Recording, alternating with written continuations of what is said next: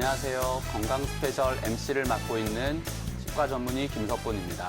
네, 안녕하세요. 치의학 박사 정유미입니다. 오늘도 건강과 질병에 관한 다양한 정보가 준비되어 있습니다. 방송을 보시다가 건강에 관련하여 궁금한 사항이 있으시면 지금 바로 02-2000-4907로 전화 주시면 자세한 상담이 가능하니까요.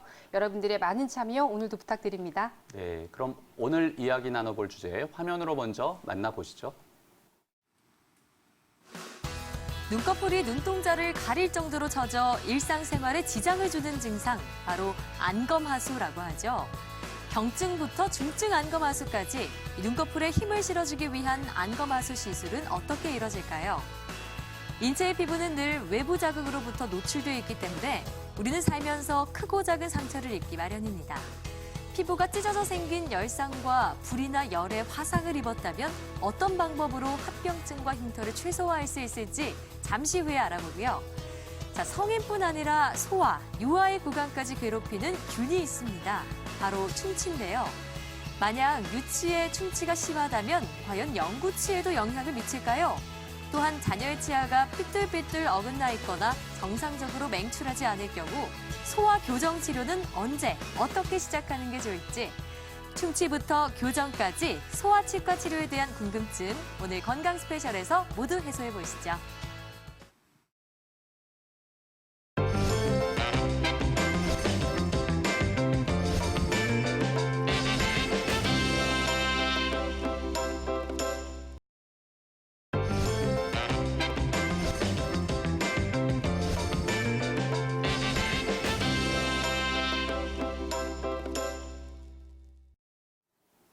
네, 이렇게 치아 주치의에서는 또 오늘 임플란트에 대한 이야기 중에서 또 재건술에 대한 이야기를 했어요. 네. 치조골이 사실 없는 경우에 임플란트를 못 하지는 않을까 고민하시는 분들이 사실 오늘 치아 주치 시간을 들으면서 이렇게 또 회복할 수 있는 방법이 있다라고 희망을 얻으셨을 것 하니까 같습니다. 예, 임플란트도 또 고민하지 마시고 가까운 네. 치과에서 꼭 반드시 상담 받아보시길 바라겠습니다. 네, 자 건강 스페셜 이제 두 번째 이야기 나눠볼 시간인데요. 네. 오늘 이야기해 주실 최한매 원장님 화면으로 먼저 만나보시죠.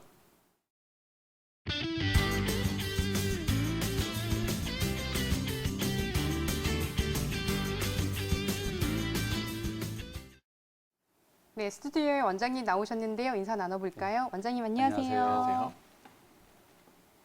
네, 저희가 앞서 오늘 주제는 바로 또 재건술에 대한 이야기를 하기로 했잖아요. 네, 그래서 네. 2부에서는 바로 안검하수와 열상, 그리고 화상에 따른 흉터 재건술에 대한 이야기를 나눠볼 건데요. 네, 먼저 김석권 원장님, 안검하수에 대해서는 어느 정도 알고 계세요?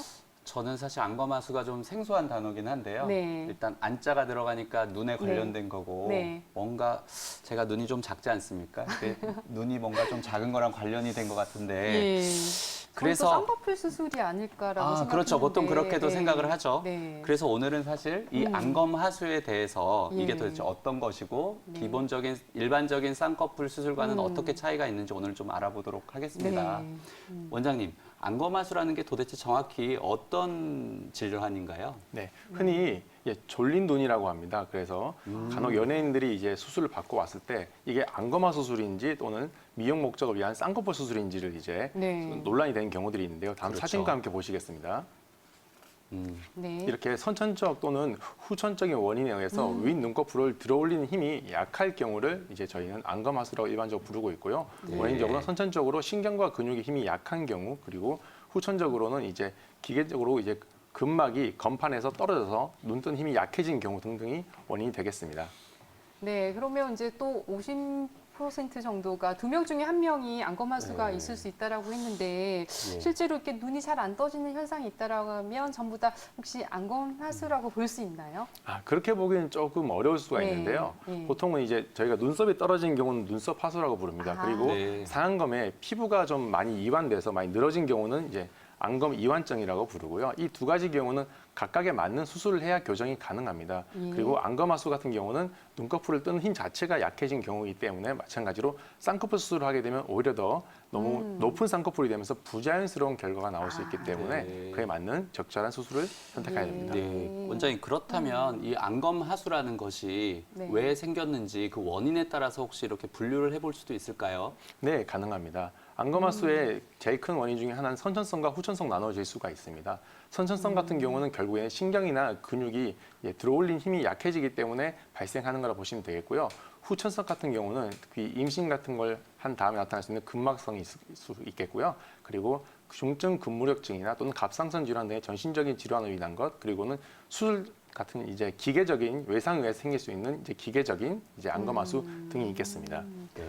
또 이게 저는 안검하수가 또 선천적으로만 생기는 건지 알았는데 후천적으로 생길 수 있다라고 그렇죠. 하니까 또 이것도 주의하셔야겠네요. 조심을 해야겠습니다. 예, 이렇게 실제로 또 안검하수가 또 진행된 정도에 따라서 원인별로도 있긴 하겠지만 좀 진행이 어느 정도 됐냐에 따른 분류도 있을 것 같긴 한데요. 어떤가요? 네, 맞습니다. 안검하수 진행에 따른 분류는 다음 사진을 보시면 더 알 수 있는데요. 이렇게 저희가 동공이 있을 때 동공이 얼마나 가려지느냐가 제일 중요하게 되겠습니다. 특히 네. 동공이 이제 저희가 카메라를 찍었을 때 플래시가 제일 빛을 많이 반사하는 부분이 있는데요. 그렇기 때문에 저희가 보통 이제 그걸 MRD2라고 부릅니다. 여기서 이제 동공을 어느 정도 가려지냐에 따라서 달라지는데요. 동공을 살짝 가려지는 경우는 경도라고 부르고요. 동공을 상당 부분 가려지면 중증도 이상, 그리고 매우 심하게 가릴 경우에는 이제 고도 안검하수 이렇게 분류할 수가 있겠습니다. 네. 네. 그러면 원장님, 이게 눈꺼풀이 내려온 그런 정도에 따라서 이제 이게 진단을 할 수 있는데 정확히 뭐 몇 미리가 내려오면 안검하수다 아니다 이렇게 수치적으로 분류를 할 수 있는 기준도 있는 건가요? 네, 마찬가지로 가능합니다. 저희가 이제 다음 사진을 보시면 이제 얼마나 움직이냐에 따라서 이제 알 수가 있는데요. 저희가 이마가 움직이지 않게 고정된 상태에서 이제 가장 높게 볼 때랑 가장 낮게 볼 때 이제 우리 안검이 얼마나 움직이냐에 따라서 알 수가 있습니다. 보통 일반적으로는 14에서 15mm 정도는 움직일 수 있어야 되는데요. 보통 이제 4mm 이하로 움직일 경우에는 굉장히 심한 이제 안검하수라고 생각하실 수가 있습니다. 네, 근데 사실 저희가 안검하수라고 하면 생활에 어느 정도 또 지장이 있을 수 있을 정도로 그렇죠. 뭐 눈을 가리고 시야를 가리는 정도가 될 수 있다는 정도는 알았는데 아예 거의 뭐 아까 보니 뭐 고도에 해당하시는 분들은 굉장히 심하더라고요. 네. 거의 덮고 있어서 앞을 보기도 어려울 것 같은데 이런 경우에는 어쩔 수 없이 또 치료를 요할 것 같긴 하거든요. 그런다고 하면 이제 사실 또 저희가 동양인들 중에서는 50%가 그 50%. 어쨌든 예, 네. 또 안검하수가 있다라고 했으면 뭐 저희들 중에서도 있을 수가 있겠네요. 둘 중에 한 명은 그렇죠. 제가 아닐까요, 아무래도? 뭐 안검하수 저도 좀 있는 것 같긴 하거든요. 네. 그래서 안검하수인지 아닌지를 판단해 볼 때 뭐 자기 진단법이 있다라고 하면 자가 진단법이 있다라고 그렇죠. 하면 조금 더 판단이 쉬울 것 같은데요. 어떤 체크 방법이 있을까요? 네, 스스로 판단할 수도 있겠지만 결국 예. 주위 사람들이 판단해 준 경우들이 네. 있습니다. 주위 사람들이 너는 왜 이렇게 평소에 졸려 보이냐, 또 눈을 왜 크게 못 뜨냐 이렇게 말을 할 수도 있겠고요. 네, 그리고 네. 이제 평소에 눈을 크게 떠서 이제 이마를 써서 눈을 뜨는 경우, 그리고 이마 이미 주름살이 생기신 경우, 그리고 턱을 들어서 앞을 볼 때 더 편하게 보실 수 있는 경우, 이 등등이 다 안검하수에 해당된다고 생각하시면 되겠습니다. 네. 원장님, 그러면 만약 제가 안검하수라고 치면 저희 자녀도 다 안검하수가 되는 건지, 이게 유전이 되는지, 네, 뭐 어느 궁금해요. 정도 되는지 이런 게 사실 좀 궁금합니다. 겁나기도 네. 하고요. 어떻습니까? 네, 굉장히 많은 분들이 물어보시는 네. 부분인데요. 수술 받으시는 분들도 이게 꼭 유전되는 게 아니냐고 그렇죠. 걱정하시는 네. 경우가 많습니다. 네. 그런데 사실 안검하수 대부분 원인은 유전보다는 이제 돌연변 이상으로 나타나기 때문에 이건 유전으로 보기엔 좀 어렵습니다. 유전되는 경우는 매우 드물기 때문에 굳이 내가 네. 안검하수가 있다고 하더라도 굳이 내 아이들한테 안검하수가 이제 유전된다는 그런 걱정은 하지 않으셔도 괜찮을 것 알겠습니다. 같습니다. 네, 일단 뭐 안검하수는 또 치료를 받아야 되고 또 필요하면 수술을 해야 되고 이런 그렇죠. 부분들이 있는 것 같긴 한데요. 일단 저희가 보통 얘기를 할 때 이제 형태라든지 이런 방법에 따라서 치료나 이런 뭐 시기들도 많이 달라질 것 같긴 한데 보통 이제 어느 날 갑자기 쌍꺼풀 수술을 받고 나서 네. 안검하수 수술을 받았다고 이렇게 말씀하시는 경우가 있더라고요. 그러면은 과연 쌍꺼풀 수술과 안검하수의 수술이 정확한 뭔가 차이점이 있을 것 같긴 한데요. 어떤 차이점이 있는 건가요? 네. 굉장히 많은 분들이 질문하시는 사항 중에 예. 하나입니다. 예. 쌍꺼풀 수술 같은 경우는 일반적으로는 이제 저희가 눈을 뜰 때 저희 건판에 이제 건판과 눈을 뜨는 눈꺼풀 올림근 그리고 이제 피부 세 가지를 연결해줘서 눈을 뜰 때 이 피부가 같이 올라가게 함으로써 쌍꺼풀을 얻은 수술이라고 보시면 되겠고요. 안검하수 교정 수술은 이제 눈꺼풀 올림근을 좀 더 전진시키거나 좀 묶어주어서 좀 더 눈을 뜨는 힘을 강하게 해준 수술입니다. 그렇기 때문에 쌍꺼풀 수술은 안검하수 수술과는 좀 많이 다른 수술이라고 보시면 되겠고요. 대신 안검하수 수술을 하면서 쌍꺼풀을 함께 만들어주는 것은 가능합니다. 사진에서 보시는 것처럼 이렇게 안검하수가 있는 분에게 만약 쌍꺼풀 수술만 시행하게 되는 경우에는 오히려 더 졸린 눈이 더 심해지거나 너무 높은 쌍꺼풀이 만들어지는 그런 단점이 있는데요. 이럴 때는 꼭 안검하수 교정술을 함께 시행하게 됩니다. 그래서 쌍꺼풀 높이 같은 경우는 미리 정하실 수 있겠지만 안검하수 교정술을 같이 시행해야 이 졸린 눈을 교정할 수가 있습니다. 네. 네. 그러면 이 안검하수가 지금 어떤 것이고 쌍꺼풀과의 차이를 살펴봤는데요. 네. 이 사실 시술법이 정확히 어떻게 진행되는지 좀 궁금합니다. 이거에 대해서 좀 설명 부탁드리겠습니다. 네. 네. 이 안검하수 수술 방법은 크게 두 가지로 나눠질 수가 있겠습니다. 눈꺼풀 올림근을 먼저 교정하는 수술법이 되겠는데요. 먼저 사진으로 보시겠습니다. 이렇게 네. 눈꺼풀 올림근 기능이 좀 남아있는 경우에는 눈꺼풀 올림근을 좀 당겨서 이제 잘라주거나 또는 이제 접어주는 수술을 통해 가지고 눈꺼풀을 올리는 힘을 더 강하게 해줄 수가 있겠습니다. 그러나 다음 사진과 같이 매우 심한 경우에는 이 눈꺼풀 올림근 수술만으로는 좀 어려울 수가 있습니다. 이럴 때는 이 눈꺼풀 올림근 자체를 이제 저희 이마 근육과 묶어줌으로 걸 이용해 가지고 이제 이마를 이렇게 들어 올릴 때 눈이 같이 올라가게 만들어주는 네. 수술이 바로 이제 안검하수 좀 심한 경우에 쓸 수 있는 이제 이마근 의 근육을 묶어주는 수술 방법이라고 생각하시면 되겠습니다. 매우 심한 경우에는 이 방법을 사용한다라고 생각하시면 되겠습니다. 이렇게 뭐 눈꺼풀 올림 절제술도 네. 있고요. 이마근 걸기술도 있다라고 했는데 지금 제가 사진을 보다 보니까 저는 좀 어르신들이 주로 하는 수술인 줄 알았어요. 근데 네. 보니까 조금 어린 아이들에도 치료 목적으로 또 이런 그러네요. 수술을 하게 되나 본데 어떤 일정한 나이가 있나요? 권장하는 나이가 있나요?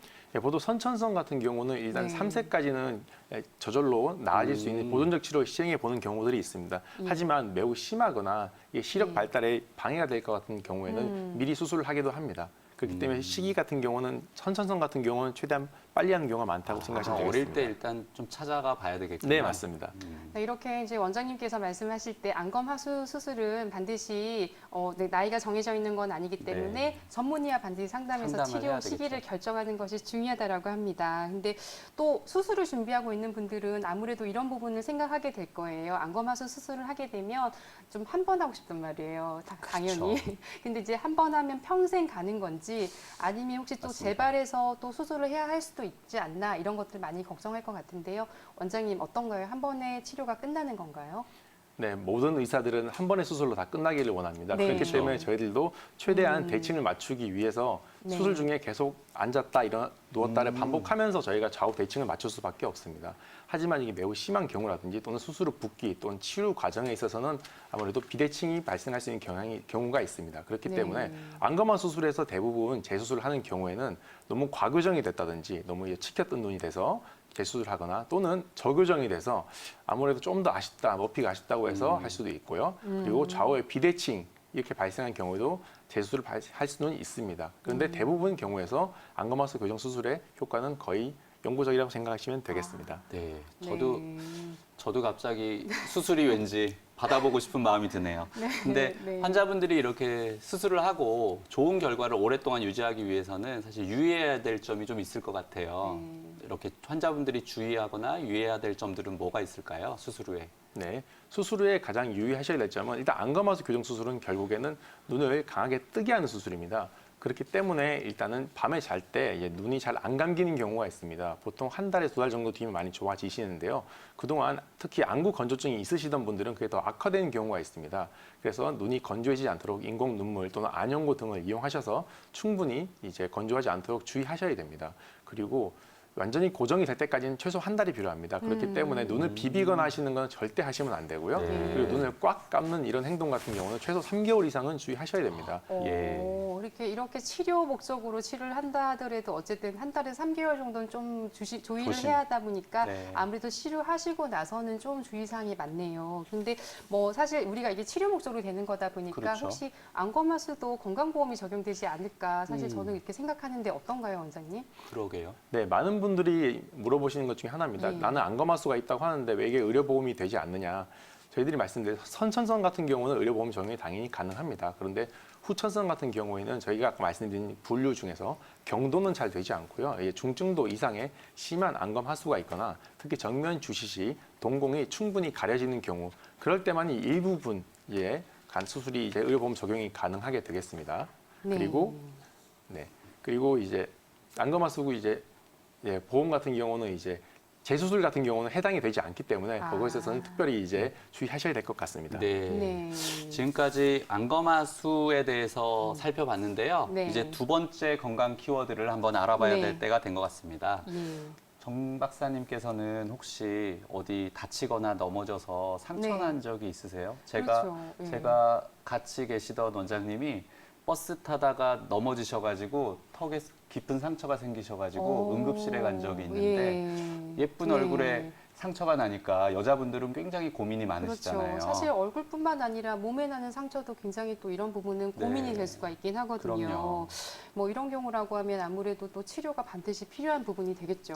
네, 그래서 이 피부에 상처가 난다는 거 사실 우리 몸은 피부로 예. 둘러싸여 있는데요. 그래서 예. 그만큼 상처도 많이 생기는 법인 것 같습니다. 네. 원장님, 보통 피부에 나는 상처를 우리가 일반적으로 찰과상 이렇게 부르기도 하잖아요. 네, 근데 네. 그 외에도 여러 가지 상처의 종류가 있을 것 같은데 어떤 상처가 있나요? 네, 먼저 이 피부의 구조를 먼저 보시겠습니다.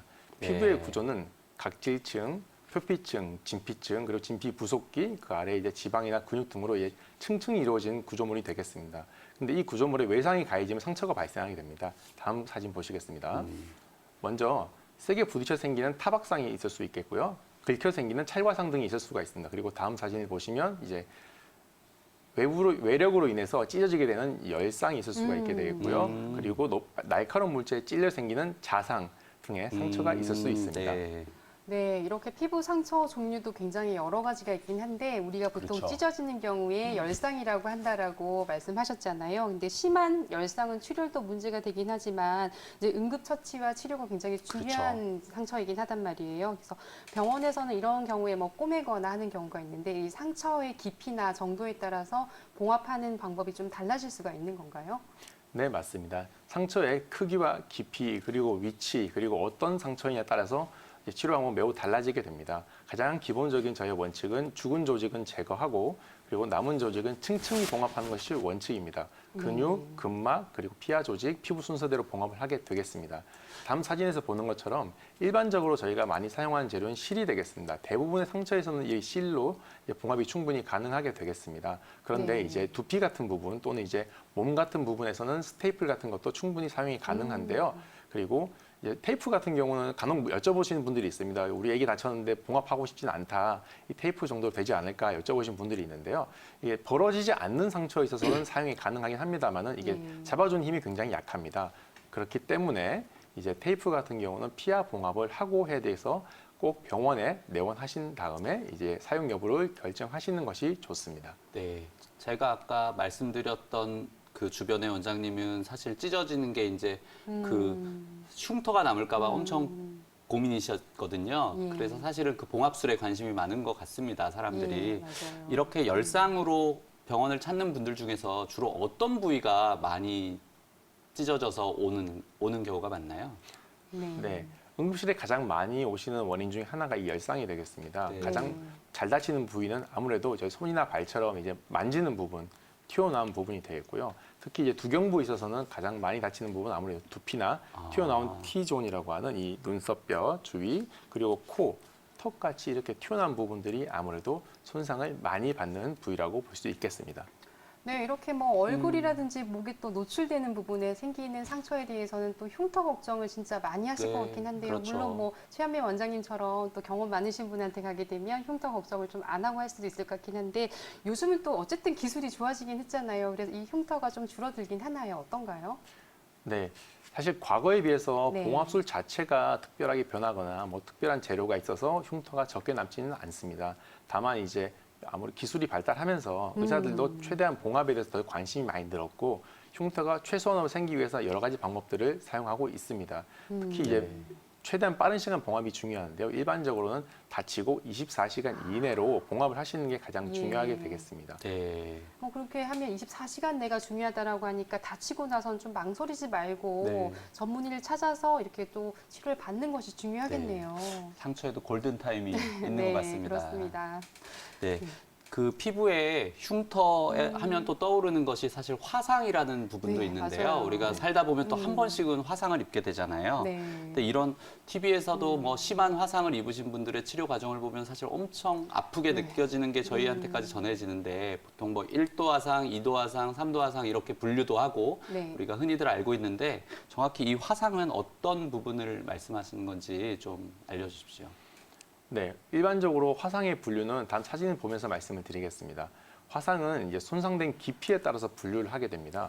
1도 화상 같은 경우는 일단 기본적인 바깥쪽의 표피만 살짝 다친 경우를 1도 화상이라고 하고요. 네. 2도 화상 같은 경우는 이제 진피가 손상되면 2도 화상이라고 부릅니다. 그리고 3도 화상은 진피 아래쪽에 진피 부속기 이하 지방이나 근육 같은 거 손상되면 이제 3도 화상에 부릅니다. 특히 2도 화상 같은 경우는 표재성과 신재성으로 나눠지게 됩니다. 그렇기 때문에 이제 가장 헷갈리시는 부분 중에 하나인데요.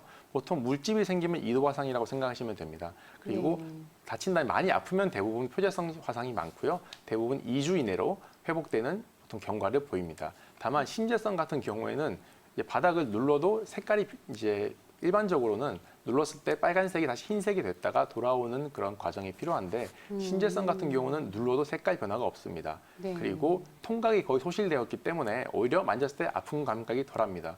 그리고 가장 중요하게 회복 기간이 최소 5에서 6주는 필요하기 때문에 표재성과 비교했을 때 이런 큰 차이라고 보시면 되겠습니다. 네, 이렇게 화상 후에 피부 수술이 필요한 경우라고 하면 이런 흉터 외에도 또 2차적인 다른 문제점을 예방하기 위해서도 반드시 필요한 걸로 알고 있는데요. 어떤 것 때문에 실시하는 경우가 있나요? 네, 화상으로 인해서 수술을 하는 경우는 크게 두 가지입니다. 처음에 다친 부위가 너무 광범위하거나 그리고 통증을 줄이기 위해서 그리고 치유 기간을 좀 단축시키기 위해서 그리고 감염을 예방하기 위해서는 이제 조기에 피부 이식술을 시행할 수가 있게 되겠고요. 사진에서 보시는 것처럼 관절 부위를 다치거나 또는 몸에 다쳤을 때 이렇게 비후성 반응 같은 게 발생하는 경우가 있습니다. 그래서 이제 움직임이 제한이 되고 아무래도 생활이 너무 불편하고 통증이 많이 발생하는 경우에는 2차적으로 수술을 해서 이제 도와드리는 경우가 있습니다. 네, 원장님 네. 그러면 이런 경우에 화상 치료의 과정을 또는 뭐 응급으로 어떤 치료를 해야 되는지 이런 것들을 좀 한번 말씀해 주십시오. 네, 네. 화상 치료 과정에 대해서 말씀을 드리겠습니다. 보통 일반적으로 화상 치료는 가장 중요한 것이 일단 거기 붙어 있는 이물질을 제거하는 것이 제일 중요합니다.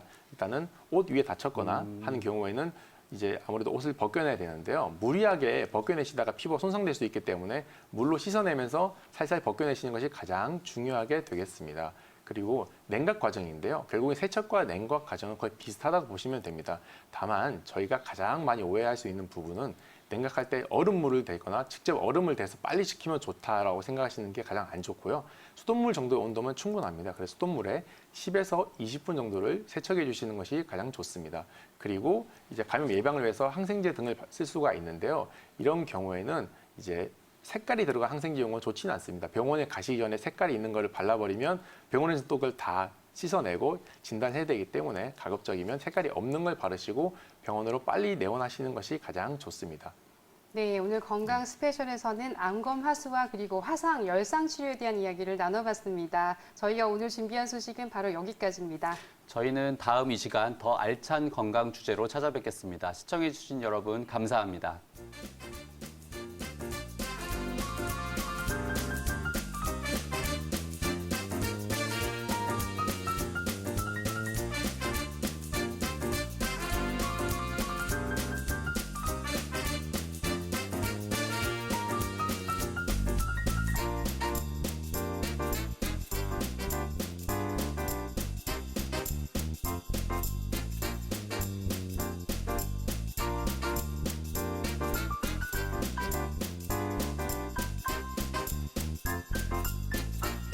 본 방송은 의료 정보에 대한 제공일 뿐 의료 정보에 대한 과시는 위험을 초래할 수 있고 모든 치료에는 부작용이 동반될 수 있습니다.